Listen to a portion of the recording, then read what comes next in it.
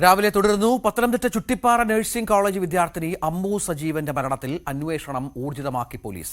നിലവിൽ 3 വിദ്യാർത്ഥികളെ ആത്മഹത്യാ പ്രേരണാ കുറ്റം ചുമത്തി അറസ്റ്റ് ചെയ്തിട്ടുണ്ടെങ്കിലും മരണത്തിൽ മറ്റാർക്കെങ്കിലും പങ്കുണ്ടോ എന്ന കാര്യം പോലീസ് അന്വേഷിക്കുകയാണ്. പ്രതികൾക്കായി നാളെ കസ്റ്റഡി അപേക്ഷ സമർപ്പിക്കും. സഹപാഠികളായ അലീന, അക്ഷിത, അഞ്ജന മധു എന്നിവരുടെ മാനസിക പീഡനവും ശാരീരിക ഉപദ്രവവുമാണ് അമ്മു സജീവന്റെ മരണത്തിന് കാരണമെന്നാണ് നിലവിലുള്ള കേസ്. എന്നാൽ മറ്റു കാര്യങ്ങൾ കൂടി പോലീസ് പരിശോധിച്ചു വരികയാണ്. മരണത്തിൽ ഹോസ്റ്റൽ അധികൃതർക്കും വീഴ്ച സംഭവിച്ചിട്ടുണ്ട്. ഹോസ്റ്റൽ വാർഡന്റെ പരസ്പര വിരുദ്ധ മൊഴിയിലും അമ്മുവിന്റെ കുടുംബം ദുരൂഹത ആരോപിച്ചിരുന്നു. അമ്മുവിന് മുറി മാറ്റി നൽകിയതും വീണ സ്ഥലത്ത് ചെളിയും മെറ്റലും ഉണ്ടായിരുന്നെങ്കിലും അവയൊന്നും ദേഹത്തില്ലാതിരുന്നതും സംശയമുണ്ടാക്കുന്നതായി കുടുംബം പരാതി ഉന്നയിച്ചിട്ടുണ്ട്.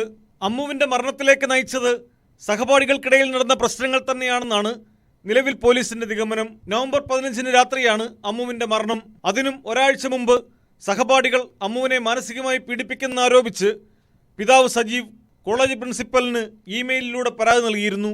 ആരോപണ വിധേയരായ വിദ്യാർത്ഥികളോട് വിശദീകരണം തേടുകയും മെമ്മോ നൽകുകയും ചെയ്തിരുന്നു.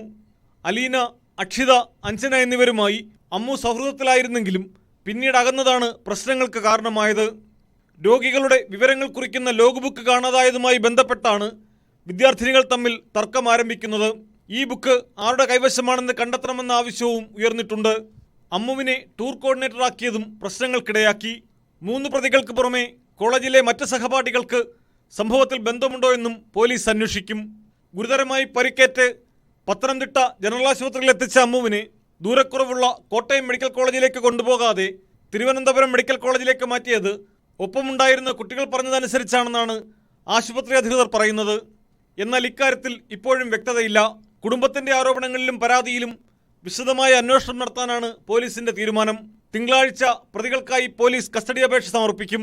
ന്യൂസ് 18 പത്തനംതിട്ട.